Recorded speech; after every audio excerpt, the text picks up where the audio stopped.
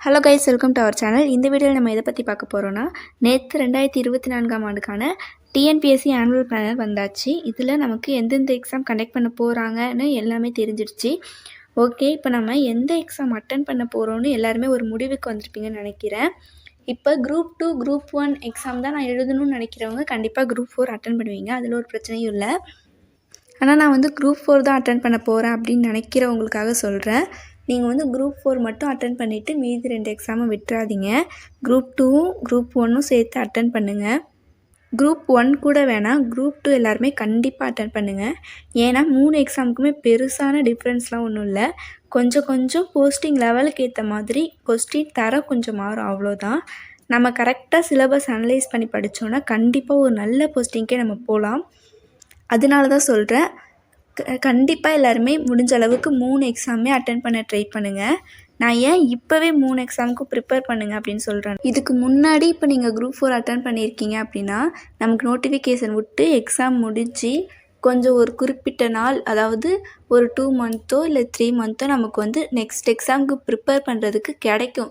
So நம்ம group 4க்கு prepare பண்ணிட்டு அது சரியாக எழுதலைனாலோ இல்லை அதுக்கப்புறம் நம்ம ஓகே அதை அட்டன் பண்ணணுன்னு நினச்சாலோ நம்ம அதுக்கப்புறம் உட்காந்து ப்ரிப்பேர் பண்ணிட்டு நம்ம ஈஸியாக அட்டன் பண்ணலாம்.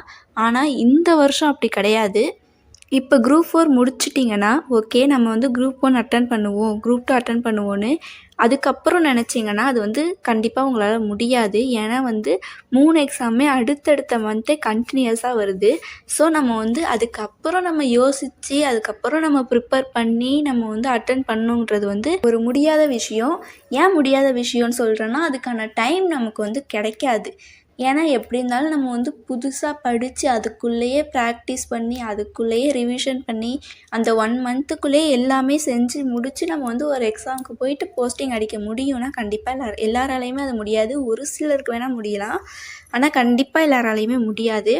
அதனால தான் சொல்கிறேன், இப்போவே நம்ம 3 எக்ஸாமுக்கும் ப்ரிப்பேர் பண்ணணும்னு யோசித்து முடிவு பண்ணிக்கோங்க. இப்போவே இருக்கிற டைமை யூட்டிலைஸ் பண்ணாமல் பின்னாடி படிச்சிருக்கலாமே, நம்மளும் இந்த எக்ஸாம் அட்டன் பண்ணியிருக்கலாமே அப்படின்லாம் ஃபீல் பண்ணுறதுல எந்த அர்த்தமுமே இல்லை. அது மட்டும் இல்லை, இந்த வருஷம் நமக்கு குரூப் 1 குரூப் 2 குரூப் 4னு எல்லா எக்ஸாமே கண்டக்ட் பண்ணுறாங்க.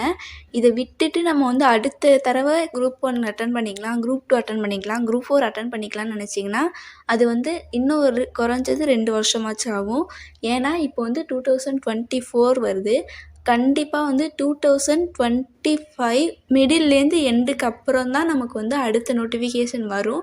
ஏன்னா நீங்களே எல்லாமே பார்த்துட்ருப்பீங்க, டிஎன்பிஎஸ்சி கொஞ்சம் ஸ்லோவாக தான் போகிறாங்க. அதனால தான் சொல்கிறேன், கிடச்சிருக்க சான்ஸை விட்டுட்டு நெக்ஸ்ட் சான்ஸுக்காக வெயிட் பண்ணுறதுல எந்த அர்த்தமுமே கிடையாது. ஸோ கொடுத்துருக்கிறத கரெக்டாக யூட்டிலைஸ் பண்ணி கரெக்டான ஒரு போஸ்டிங்க்கு போகணும்னு நினைங்க. இல்லை நான் இந்த ஒரு எக்ஸாம் தான் எழுத போகிறேன், நான் இந்த ஒரு எக்ஸாம் அட்டன் பண்ணி இதிலே நான் போஸ்டிங் வாங்கிப்பேன் அப்படின்னு நினைக்கிறவங்க நீங்கள் போய் படிக்க ஆரம்பிக்கலாம். நான் 3 எக்ஸாமே அட்டன் பண்ண ரெடி அப்படின்னு நினைக்கிறவங்க நீங்கள் ஃபஸ்ட்டு என்ன செய்யணுன்னா, நீங்கள் 3 எக்ஸாமுக்கான சிலபஸையும் ரெடி பண்ணுங்கள். நான் ஏன் ஃபஸ்ட்டு சிலபஸ் ரெடி பண்ண சொல்கிறேன்னா, சிலபஸ் அனலைஸ் பண்ணுறது தான் நமக்கு ரொம்ப முக்கியம். சிலபஸை கரெக்டாக அனலைஸ் பண்ணி படித்தா மட்டும்தான் நம்ம 3 எக்ஸாம்லேயுமே நல்ல போஸ்டிங் அடிக்க முடியும். ஸோ எல்லாருமே 3 எக்ஸாமுக்கான சிலபஸையும் ரெடி பண்ணுங்கள். அதை நீங்கள் பிரிண்ட் அவுட் எடுத்து வச்சாலும் சரி, கைப்பட எழுதி வச்சாலும் சரி, ஆனால் சிலபஸ் உங்கள் கையில் இருக்கணும். அதுக்கடுத்து என்ன செய்யணுன்னா, 3 எக்ஸாமுக்குமே காமனாக உள்ள டாபிக்ஸ் எல்லாம் தனித்தனியாக எடுத்து நோட் பண்ணுங்கள். இப்போ இந்த விசை அப்படின்ற டாபிக் இருக்குன்னா, இது குரூப் 4லேயும் இருக்கும், குரூப் 2லேயும் இருக்கும், குரூப் 1லேயும் இருக்கும். இது மாதிரி காமனாக உள்ள அதுக்கு அடுத்தது இண்டிவிஜுவலாக உள்ள டாப்பிக்லாம் தனித்தனியாக நோட் பண்ணுங்கள். அதாவது இந்த டாபிக் குரூப் 1ல் மட்டும்தான் இருக்குது, இந்த டாபிக் குரூப் 2ல் மட்டும்தான் இருக்குது அப்படின்னு சில டாபிக் இருக்குல்ல, அதெல்லாம் தனித்தனியாக நோட் பண்ணி வைங்க. இன்றைக்கி நீங்கள் இதெல்லாம் எடுத்து நோட் பண்ணி வைங்க. நாளையிலேருந்து நம்ம ஒவ்வொரு யூனிட்டுக்கும் நம்ம தனித்தனியாக சிலபஸ் அனலைஸ் பண்ணலாம். இந்த மந்த்துக்குள்ளே நம்ம syllabus and old question paper analyse பண்ணிடலாம். முடிச்சுட்டு நம்ம ஜனவரி 1லேருந்து நம்ம நெக்ஸ்ட் ஸ்டடி பிளான் படிக்க ஆரம்பிக்கலாம். ஓகே ஃப்ரெண்ட்ஸ், இந்த வீடியோ உங்களுக்கு யூஸ்ஃபுல்லாக இருக்கும்னு நினைக்கிறேன்.